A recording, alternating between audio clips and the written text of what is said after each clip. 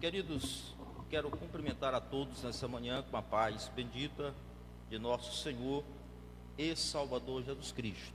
Quero adorar a Deus pela vida de todos os santos que aqui estão nesta manhã e os superintendentes, irmão Luiz, irmão Deônio, os demais superintendentes e os alunos, né? Os queridos irmãos que amam esse projeto tão lindo, tão maravilhoso, tão especial, que deu certo em nosso meio, na Assembleia de Deus, que é a Escola Bíblica Dominical. Acredito que a EBD deve ser uma atividade que jamais deverá ser substituída em nosso meio. Ela tem que ser encarada como primazia, como coisa especial, maravilhosa. Em primeiro lugar, que trata-se da área do ensino da palavra de Deus, é a maior escola teológica que nós temos, bíblica teológica, a escola dominical. E se a gente olhar os assuntos semanais, que grande seminário nós temos. Se o aluno e o professor encarassem de forma como deve ser encarada como escola de ensino e aprendizado, irmãos, quão grande conhecimento nós teríamos toda semana.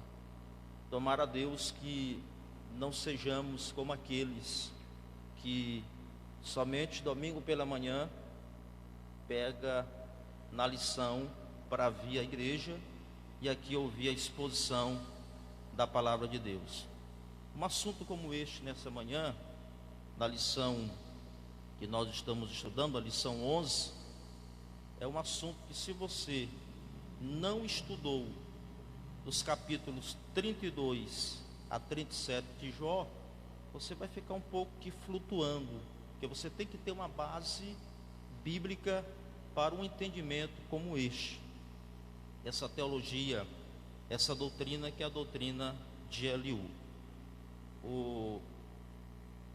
Claro, eu falei ontem com o irmão Luiz, superintendente, tinha falado também com outro irmão, para trazer o ensino hoje, de forma geral, aqui do púlpito. Haja vista, nós estamos em festa, e aqui só temos as classes de adultos. Poderá ser feita aqui do púlpito. O querido irmão não pôde vir, está viajando. Irmão Luiz, perguntei para ele quem ministraria, e ele colocou sobre mim a responsabilidade, então estou aqui para ministrar nessa manhã para vocês. Mas eu queria mais ouvir os amados irmãos. Mas, vendo essa possibilidade, eu fiquei até tarde ontem, até a madrugada, preparando alguma coisa dentro da lição de hoje, para trazer aos queridos e amados irmãos. Então vamos à aula, né?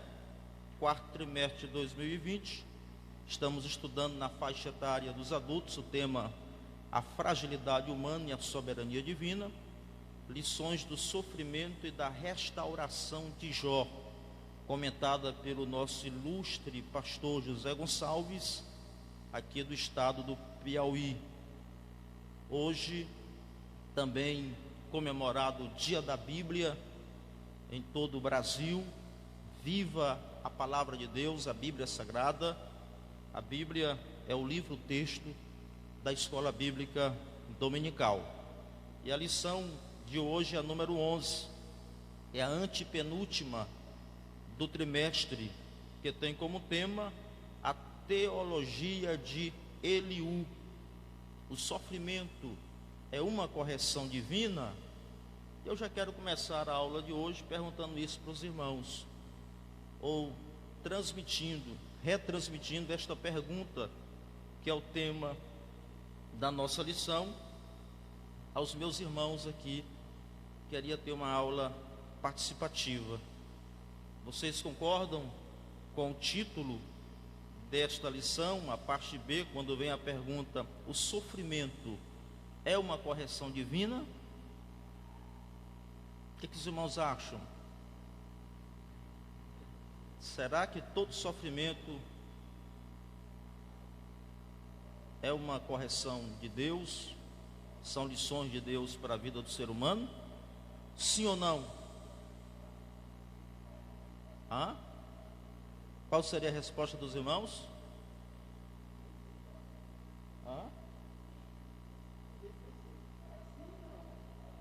O irmão Luiz respondeu: é sim ou não? Depende, né? Uma Helena disse que não é, uma Suzana também. O irmão está dizendo que é sim por duas vertentes, né? Então nós vamos ver isso nessa manhã, nessa lição. Vamos ver se quando eu terminar de ministrar aqui para os irmãos esses slides, a gente chega a um denominador comum, do título dessa lição. O textual está em Jó capítulo 36, versículo 15. Ao aflito livra da sua aflição, e na opressão se revela aos seus ouvidos. Verdade prática foi redigida: o sofrimento não deve ser visto apenas sob o aspecto punitivo, mas principalmente educativo. E antes de começar a aula, sempre eu falo isso aos professores, que ao planejarmos uma aula, nunca possamos fugir do objetivo geral e nem se esquecer de trabalhar os objetivos específicos de cada tópico da lição, porque dessa forma nós lograremos êxito na aula. Qual é o objetivo geral da nossa lição? Mostrar que o sofrimento pode ser usado por Deus com fim pedagógico. Inclusive o tópico 3 vai tratar de forma específica desse objetivo geral. E os irmãos que são professores, que estão aqui, sabem muito bem essa palavrinha-chave pedagógico. O que é pedagogia? O que é o termo pedagógico? Isso se refere ou diz respeito à pedagogia. Pedagógico vem de pedagogia, ou seja, aquilo que se encontra de acordo com a pedagogia. Que é isso? Ou seja, é ser didático. Pedagogia fala em ser educacional ou instrutivo, fala de instrução. Desse modo, como colocou aqui o comentarista, o sofrimento não é um completo desastre, mas pode ser um meio de aprendizado. Nós aprendemos com o sofrimento. E se a pessoa não aprende com o sofrimento, aí é porque quer padecer mesmo, né, irmãos? Porque quer padecer mesmo. Quais são os objetivos específicos? Primeiro, explicitar que Deus, como soberano, pode se revelar e falar por meio do sofrimento. Isso aqui faz parte do tema de Eliú, e que ele não estava errado. Segundo, destacar que a soberania de Deus não se sobrepõe ao seu amor. Deus é soberano. Nós já estudamos aqui que Deus é único, ele não tem oposto de forma nenhuma, ele é um ser superior, ele é justiça, porém, o amor de Deus está acima de tudo, irmãos. A gente nunca pode esquecer que existe a lei do amor, e a lei do amor, ela sobrepõe todas as demais leis. Quando Deus deu leis ao povo de Israel, conferiu a eles estatutos, deu a lei cerimonial, deu as leis civis e as leis morais, que são os 10 mandamentos. Os irmãos podem perceber que tudo foi dado a eles, mas quando Jesus chegou no Novo Testamento, ele resumiu todas aquelas leis em 2 mandamentos. Quais foram os 2 mandamentos? Amarás ao Senhor teu Deus, de todo o coração, de toda a tua alma, de todo o teu entendimento, de toda a força, e amarás o teu próximo como a ti mesmo. Então, a lei do amor está acima de todas as leis. Nós devemos entender isso, queridos e amados irmãos. Quando Jesus exortou aos irmãos lá da Ásia Menor, ele escolheu a igreja de Éfeso, e o que ele disse para os irmãos de Éfeso? Jesus elogiou aquela igreja, exortou, e depois Jesus censurou. Apenas 2 igrejas não foram censuradas por Jesus ali na Ásia Menor, mas a igreja de Éfeso foi censurada. E Jesus disse: tenho contra ti que esqueceste o teu primeiro amor. Lembra-te de onde caístes. E os irmãos conhecem lá capítulo 2 de Apocalipse. Então Jesus, irmão, Deus, ele prima pelo amor. Nós vamos ver isso nessa lição, algo que não estava no debate, na ideologia de Eliú. Aqui Eliú, ele pregou como os 3 amigos deles pregaram anteriormente, certo? Mas esqueceu que Deus é amor. E terceiro, afirmar que Deus não tem prazer no sofrimento, mas pode usar a adversidade para nos educar. Aí vem de forma educativa. O título dessa lição, irmãos, ela elenca aqui algumas coisas interessantes. Primeiro, eu já falei aqui uma vez, a teologia de Eliú. Quais são os personagens centrais dessa lição? Temos Eliú, que surgiu assim do nada. Ninguém sabe se ele estava com os 3 amigos dele ali, estava só ouvindo, ou se chegou depois.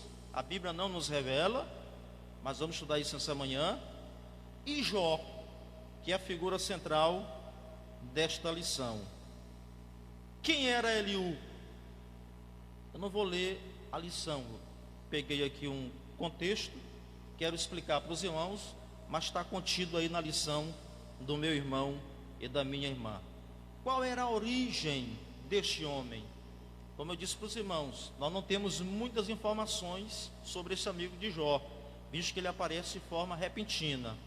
Mas o que encontramos no texto, que Eliú, ele é identificado como filho de Baraquel, o Buzita, da família de Rão, está no capítulo 32, versículos 2 e 6, sendo, portanto, um parente distante de Abraão, Gênesis 22, versículo 21.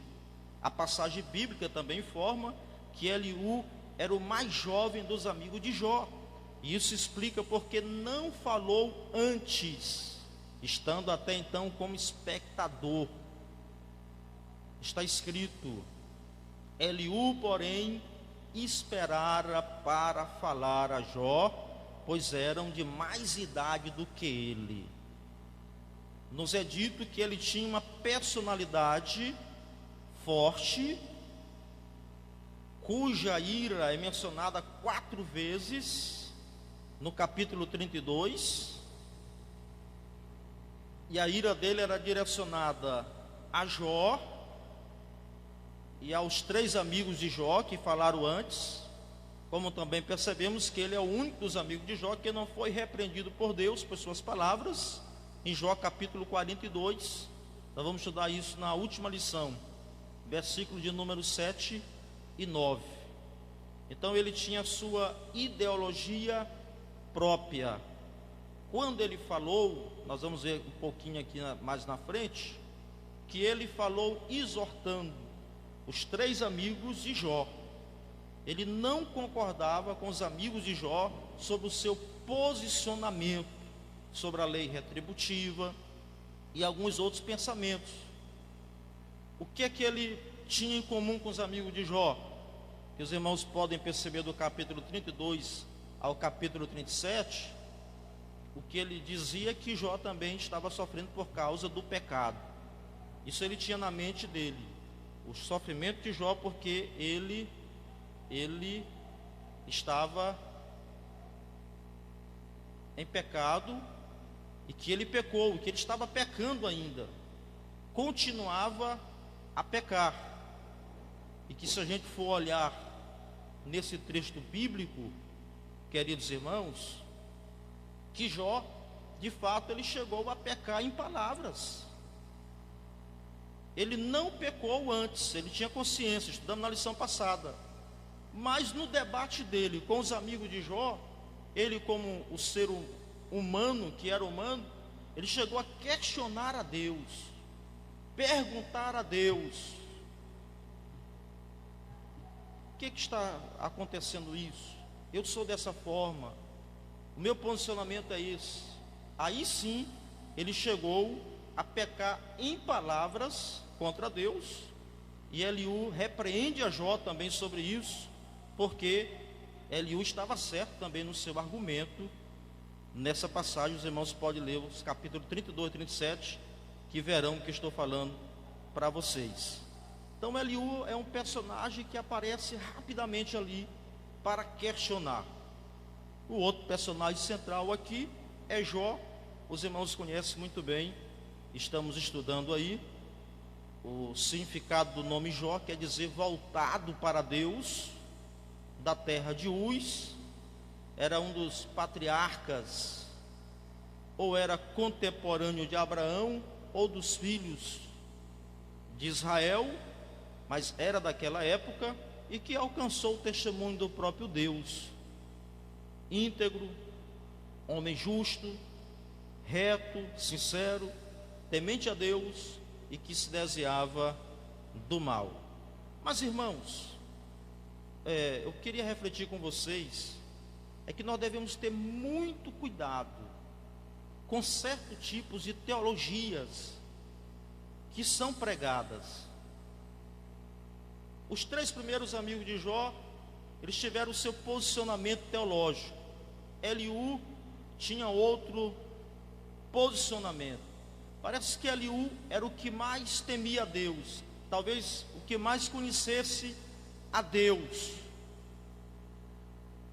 Essa palavra teologia, ela não pode ser considerada como coisa estranha entre nós. O que é teologia? Teos, Deus, logo estudo sobre Deus. É um modo amplo de um discurso sobre Deus. Mas o que eu quero chamar a atenção dos queridos irmãos, que nós não podemos acreditar em qualquer teologia. Toda teologia, entenda isso, aos irmãos, ela tem que ser interpretada à luz da palavra de Deus. Ela tem que passar pelo crivo sagrado, o crivo hermenêutico. Nós temos que interpretar as doutrinas bíblicas. A Bíblia, ela se interpreta por ela mesma. Quando você lê a Bíblia, você tem que examinar, tem que estudar, tem que fazer algumas perguntas, porque as palavras bíblicas, elas se revelam a 3 tipos de povos. Há palavras bíblicas que são aplicadas somente para Israel, você tem que entender o contexto. Há palavras bíblicas que são aplicadas para a igreja como um todo. Os irmãos têm que entender isto, para que a gente não possa interpretar de forma errada a aplicação bíblica. Você tem que saber interpretar. Você tem que ter a ciência da origem desse teólogo.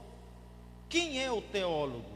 Você pega o teólogo aqui, Eliú, que nós estamos estudando, ele falou divinamente bem. Até certos pontos ele tinha razão, mas em algum ponto ele não tinha razão.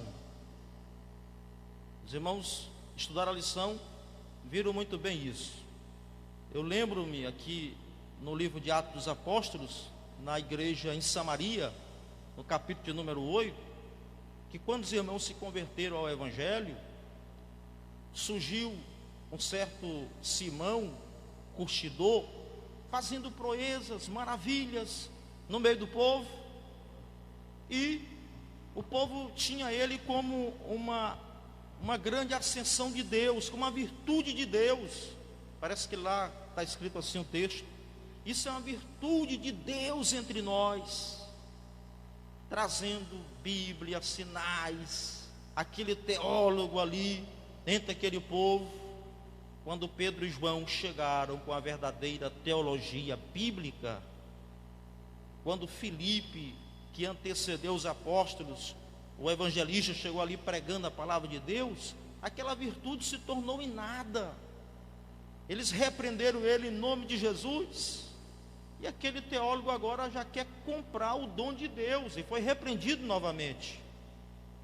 Então nós temos que ter muito cuidado com aqueles que andam pregando e falando e querendo fazer sinais nos dias de hoje, com certo tipo de teologia. Você tem que analisar qual é a origem, quem é esse teólogo, o seu testemunho, a sua vida, se é condizente. Você tem que conhecer a vida dele. Foi assim que Jesus falou, que a gente tem que conhecer a árvore pelos frutos. Você tem que analisar, para que a gente não possa, irmãos, cair em determinadas ondas. Tem que passar pelo crivo sagrado. Voltando aqui à lição, deixe-me resumir aqui as palavras de Eliú, seu sermão, que foram 6 capítulos da Bíblia de Jó, da seguinte forma: primeiro, Eliú expõe seu desejo ardente de falar. Está no capítulo de número 32. O capítulo 32 é mais uma apresentação dele, mas mesmo ele ali se apresentando, ele já jogou alguns males ali sobre Jó. Desejo de falar. Ele era o mais novo, ele era entendido, ele era sábio, ele era um homem sábio, irmãos. A sabedoria dele está aqui. Quando os 3 amigos de Jó não tinham mais palavras, que foram convencidos por Jó, e Jó não tinha mais palavras nenhuma, aí ele surge para falar. E ele disse: eu estou com vontade de falar, eu quero falar.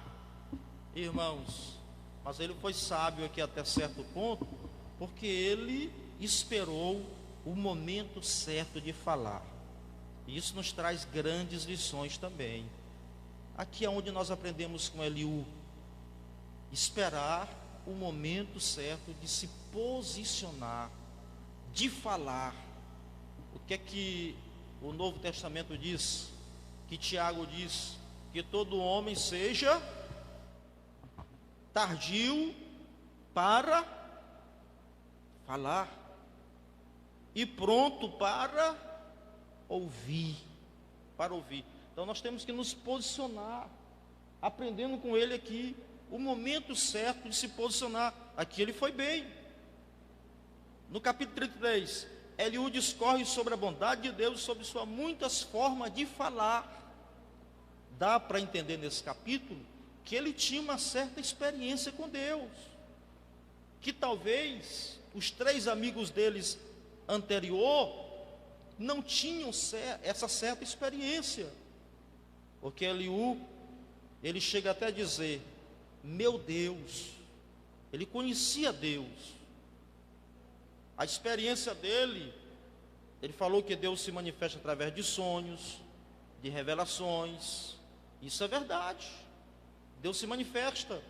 E ele falou sobre outras formas que Deus se manifesta, como enviando mediador, aquela forma teofânica que Deus se revelou a Jó aqui, e que se revelou no Antigo Testamento a Josué, a Moisés, a Abraão. Deus, de forma teofânica ou cristofânica, uma forma de se revelar ao homem aqui na terra. Hoje, no Novo Testamento, não há mais necessidade, porque o Filho já se revelou, mas antigamente ele fazia assim, dessa forma, e ele estava certo. Ao passo que ali faz, no capítulo 4, ele sentiu um arrupio, diz que os pelos foram todos arrepiados pelo Espírito, que no original hebraico dá mais para vento. Diz que um vento que ele sentiu de Deus, vento estranho, né, irmãos? E tem que ter cuidado com certas revelações.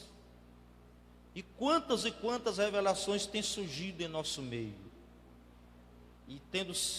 E é propagado de forma rápida aí pela internet. Revelação de inferno, de alguém que foi no inferno, revelações de pessoas que querem colocar a sua forma, o seu jeito, e se propaga dizendo que é revelação de Deus, mas que não tem nada de Deus. É um vento estranho. Talvez são espíritos que Paulo falou no capítulo 4 da epístola a Timóteo, sinais dos últimos tempos, temos que ter cuidado. Terceiro, no capítulo 34, 35, Eliú fala acerca da justiça de Deus.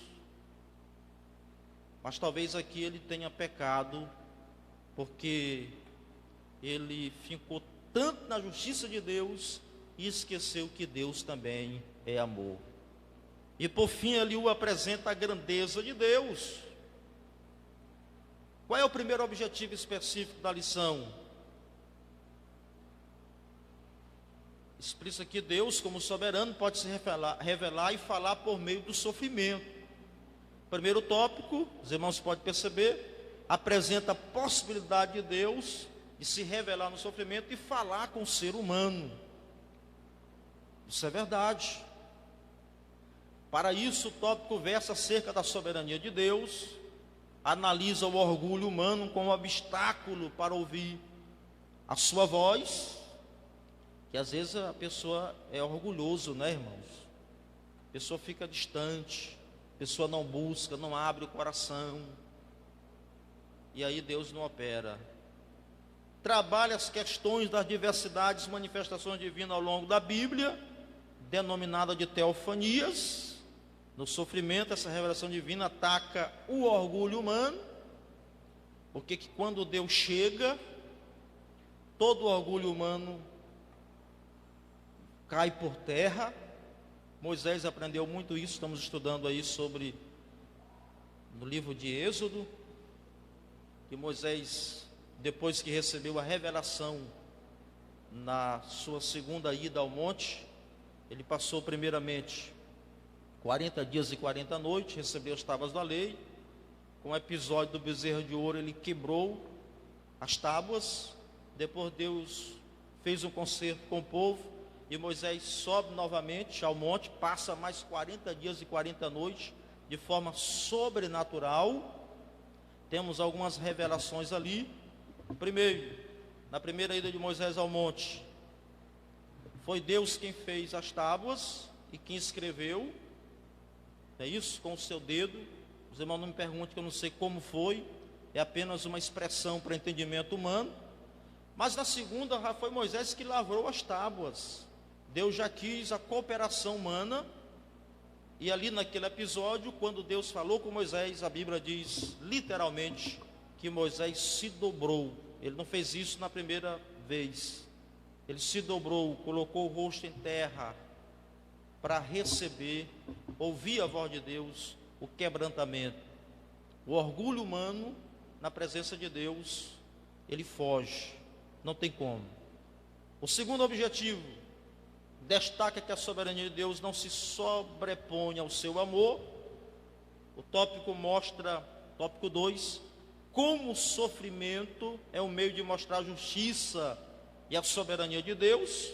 Entretanto, é importante ressaltar que a soberania divina não é desprovida do amor de Deus, que seria aqui uma falha da teologia de Eliú. Já falei para vocês. Deus, temos que entender que Deus, ele é soberano, mas também ele é amor. A lei do amor fala mais alto, irmãos, de que todas as leis da Bíblia. Olha para João 3,16. Deus amou o mundo de tal maneira. Olha para 1 João 3,16, que devemos dar a vida pelo nosso irmão. Aí entra a lei do amor, novamente. Não tem maior amor do que esse, de alguém dar a sua própria vida pelo seu próximo. Deus é soberano, mas Ele também é amor. Deus é justo, mas Ele também é misericórdia. Glória a Deus. Agora, devemos entender que nós não podemos brincar com Deus. Tem muitas pessoas que brincam com Deus. Eu vou errar aqui, pecar aqui, porque eu vou alcançar o amor de Deus e a misericórdia de Deus ali na frente. Não é assim, irmãos. Isso tem um custo a pagar. Eu falei aqui na quarta-feira passada para os irmãos que o pecador lá fora, eles vivem bem como se Deus estivesse na vida dele. Passam bem, mas o crente não. Porque o crente já conhece a Deus. Você já teve experiência com Deus, aí é diferente. É tanto que quando nós erramos, quem não erra, irmãos? Aí, quando nós erramos, a gente fica logo desequilibrado, emocionalmente falando. Você não fica bem, você fica estranho, fica longe. Até quando você dobra o joelho, pede o perdão de Deus e recebe, sente, e às vezes isso leva um tempo, não é uma coisinha assim, não, leva um tempo. Aí você sente o seu conserto com Deus, aí você levanta a cabeça e o seu rosto, ele brilha como o rosto de Moisés. Você olha para o irmão, você vê paz no rosto do irmão, você vê ânimo, você vê alegria. Você não vê um crente deprimido, você não vê um crente constrangido, não. Ele é feliz totalmente, todo dia. Sabe por quê, irmãos? Porque ele é diferente do pecador lá fora. Ele tem Deus, ele não consegue mais viver sem Deus, de forma nenhuma, a não ser que ele esteja ali com o coração totalmente obstinado no pecado. Enquanto ele estiver assim, não tem perdão para ele. Não tem perdão para ele. Os irmãos lembram que quando os filhos de Israel pecaram ali com bezerro de ouro, e os idólatras todos morreram ao fio da espada. E naqueles capítulos ali de número 30, 31, 32, para Deus fazer um concerto com o povo, demorou. Moisés intercedeu 3 vezes. E na última vez Deus disse: eu vou visitar meu povo com uma praga. Mesmo Deus tendo perdoado eles ali, mas houve, queridos e amados irmãos, as consequências do pecado deles. Então não podemos brincar. Eu vou pecar aqui porque Deus vai me perdoar. Deus é misericórdia. De forma nenhuma, irmãos. Entendamos bem isso. Deus é justo, mas Ele é misericórdia. Claro, sim, mas não vamos brincar com a bondade de Deus. O amor de Deus é a base de todo o plano divino para salvar o ser humano no pecado. Isso é verdade também. E o terceiro objetivo, no terceiro tópico, já estou encerrando, é afirmar que Deus não tem prazer no sofrimento, mas pode usá-lo para educar o cristão. Aqui mostra o sofrimento como instrumento pedagógico para o crente. Ele nos serve para despertar, e muitas das vezes nos serve para despertar da chamada letargia espiritual, da mordidão, do sono. Perceber os maiores significados da vida e adorar a Deus mesmo no contexto de tormenta. É o caso de Jó. Nesse sentido, o que é que o sofrimento faz? Ele nos amadurece. Irmãos, ninguém sai o mesmo a mesma pessoa depois que passa pela escola do sofrimento. Converse com alguém que já foi tolhido, já foi burilado por Deus, alguém que já passou tormentas, aflições, e você vai ter experiências maravilhosas, ensinamentos para a vida espiritual. Ele nunca é a mesma pessoa, nunca é.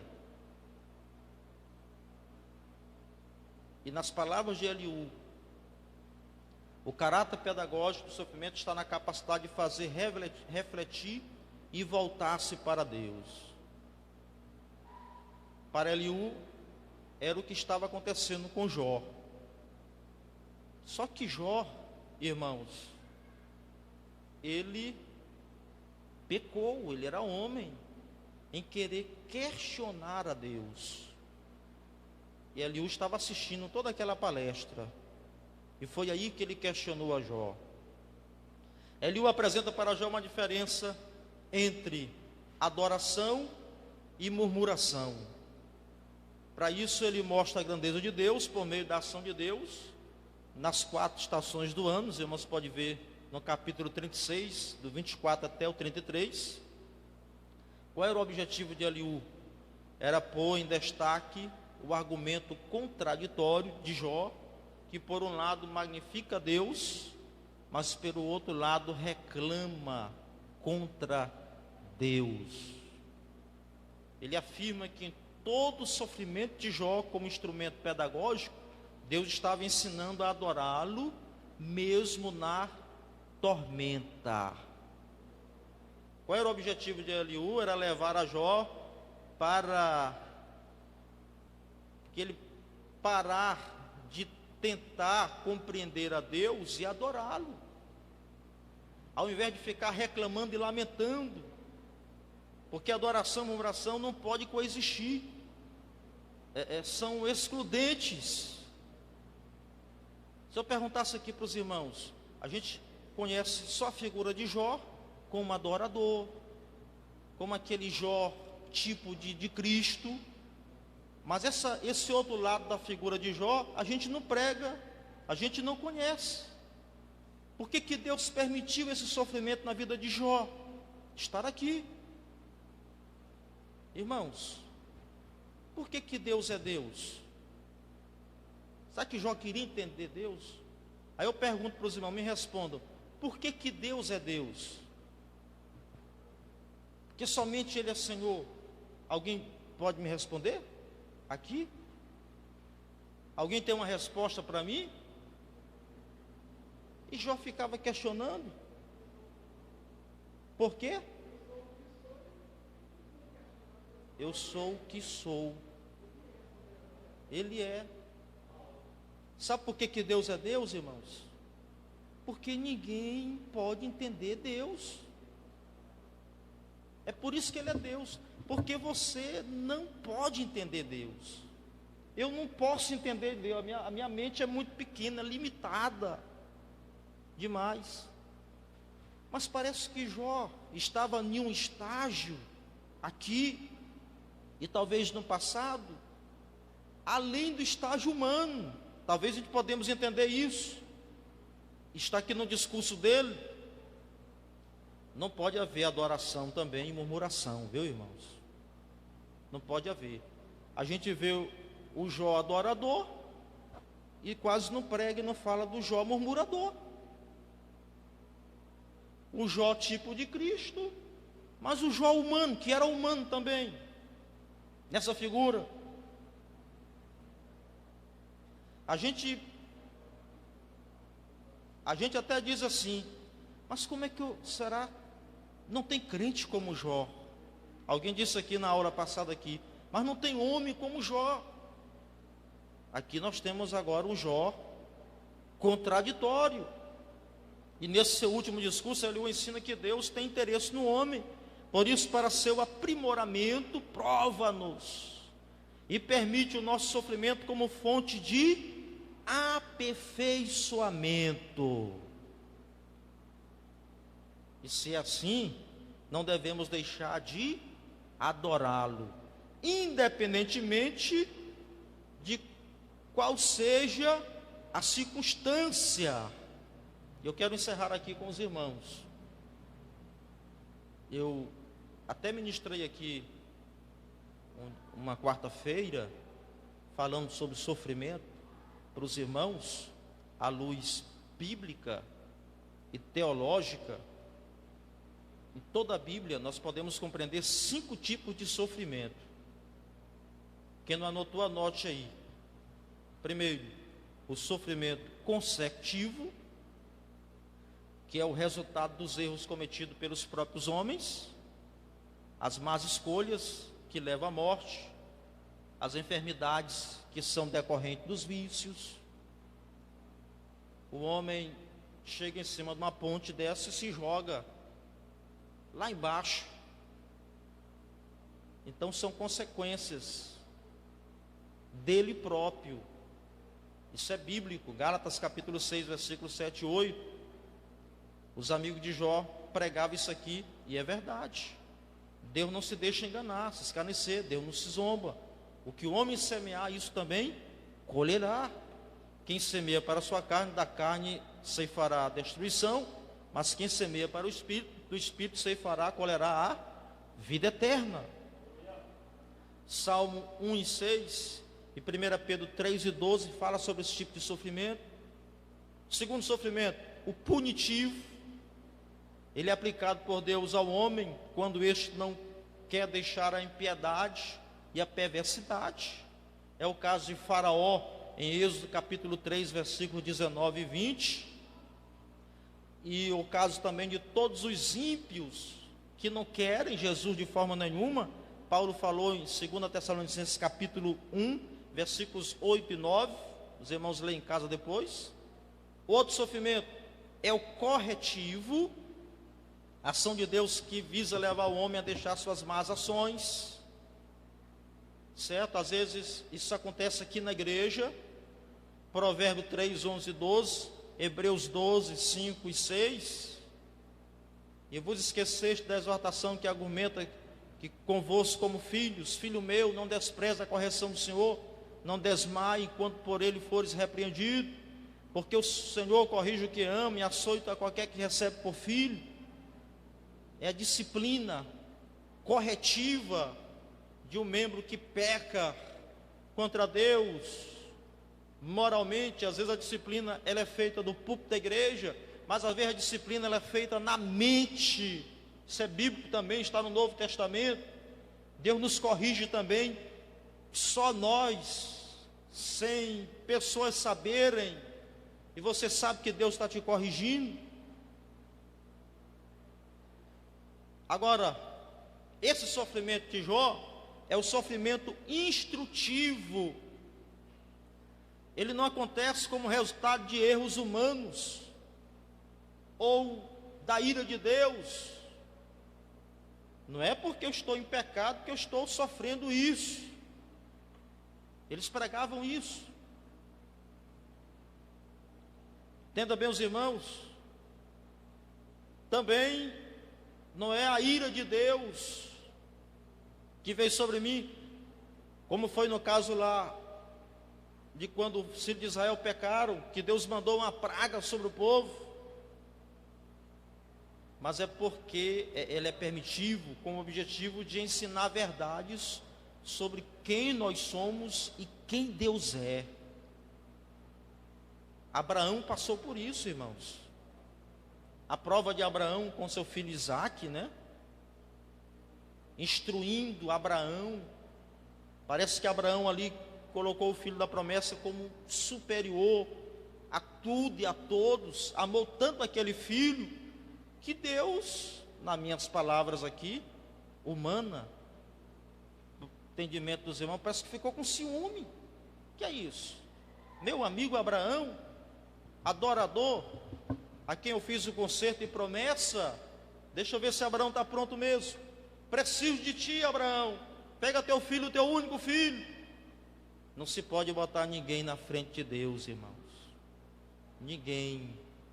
Deus em primeiro lugar. Família sim, vem depois. Deus está na família também. É perigoso colocar algo na frente de Deus. Deus em primeiro lugar. E Deus testou Abraão até o último momento, até ele levantar o cutelo. Aí Deus se manifestou através de uma teofonia, novamente, de um anjo que bradou e disse: não, Abraão. E agora através de uma tipologia, aquele cordeiro representava Cristo. E Jesus disse em João capítulo 8, versículo 56, que Abraão exultou por ver o meu dia e alegrou-se.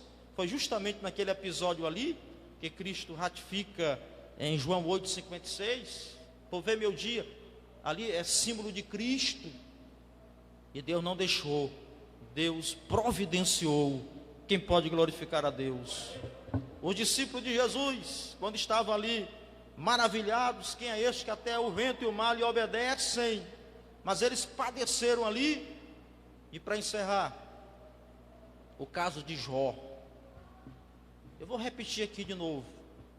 Charles Spurgeon, um dos grandes pregadores, príncipe dos pregadores, ele pregou um sermão, Satanás observando os santos. Era o tema do sermão. Eu recomendo para os irmãos aquela coleção Tesouros de Davi, da CPAD. Só comentários bíblicos das pregações de Spurgeon. Muito bom. Mas no sermão ele diz que Deus usou a sua criatura, Satanás, permitindo que Jó sofresse, porque segundo ele, Jó tinha aquela pontinha de autossuficiência, em decorrência da sua vida santa. Ele estava começando a se achar que tinha alcançado a perfeição, fora do padrão, e antes que ele se achasse e acabasse cometendo o pecado da soberba, do orgulho, Deus, de forma preventiva, ele usa quem? A criatura, o diabo, para desse momento ser o verdadeiro instrumento para o aperfeiçoamento de Jó. E o diabo não sabia nada do que estava se tratando. O diabo estava como um palhaço ali na história, porque ele perdeu todas as prerrogativas divinas. Ele não sabia mais de Deus. Está escrito lá em Mateus capítulo 16, depois daquela revelação que Pedro disse: tu és o Cristo, Filho de Deus vivo e Todo-Poderoso. Satanás entrou ali na mente de Pedro: não, Senhor, tu não pode morrer, para trás de mim, Satanás. Tu não conheces as coisas de Deus, dos céus, só conheces as coisas dos homens. Satanás agora perdeu toda a prerrogativa, ele não conhece nada do céu, só conhece da terra. É diferente, Jó também não estava sabendo de nada, mas Deus, o soberano, estava sabendo o que estava acontecendo na vida dele. Deus estava trabalhando na vida de Jó, o aperfeiçoando. Para quê? Para ele se tornar mais próximo dele, e guardando ele do pecado lá na frente, do orgulho, da soberba. Sabe por quê? Porque Deus é que conhece cada um de nós. Deus conhece a tua vida, meu irmão. Deus conhece a minha vida. Deus conhece, Ele sabe até onde nós podemos ir. Ele permite as coisas para o nosso bem. Para que questionar Deus? Fiquem de pé, os irmãos. Para que questionar Deus? Então, se as coisas estão acontecendo na tua vida, não murmure, só glorifica a Deus, ame a Deus. Ó Deus, eu sou o teu servo, tu sabes, eu sou a tua serva. Não coloque interrogações, não, só adora a Deus. Foi o que Jó aprendeu. Aleluia, glória a Deus. E Deus trouxe N lições para aquele homem. O outro sofrimento, vou ficar devendo para os irmãos, é o redentivo. Depois eu falo dele para os queridos e amados irmãos. Glória a Deus. Vamos ter muito cuidado, irmãos. Teólogos, quantos teólogos têm surgido? Muito cuidado para não teologizar. Temos que ter cautela, cuidado, para não nos precipitarmos em julgamentos. Quando alguém está passando por um momento delicado na sua vida, alguém está sofrendo, e às vezes a gente joga e bota quente, aponta o dedo e diz coisas que não são compreensíveis, não compete a cada um de nós. Não estou aqui também colocando base numa teologia da aflição, de forma nenhuma. Deus é que nos dá o livramento de todas elas. E eu concluo dizendo: o sofrimento é a pedagogia de Deus para nos conduzir à sua plenitude. Feche os teus olhos em nome de Jesus. Adore a Deus nesse momento. Glorifique a Ele. Exalte a Ele. Diga: Senhor, eu te agradeço por tudo que o Senhor tem feito na minha vida. Tenha misericórdia de mim, Senhor. Perdoa-me qualquer murmuração contra algo, contra alguém, contra a tua obra, contra ti, Senhor. Não deixa-me cair no erro, no pecado. Ensina-me. Se for para ensinar através do sofrimento, me ensina, me ajuda. Aleluia. Bendito seja o nome do Senhor. Trabalha em nosso ser, em nossa vida, para a glória do teu santo nome. Querido Deus, tudo nós te rendemos graças, te agradecemos pela vida dos teus santos aqui presentes. Se conosco, Pai, em nome de Jesus, te adoramos agora e sempre. Amém. Já entra outra, né, Luiz? Que a graça de nosso Senhor Jesus Cristo, o amor de Deus, a comunhão do Espírito Santo sejam com todas e todos agora e sempre. Amém. Deus abençoe. Com os jovens.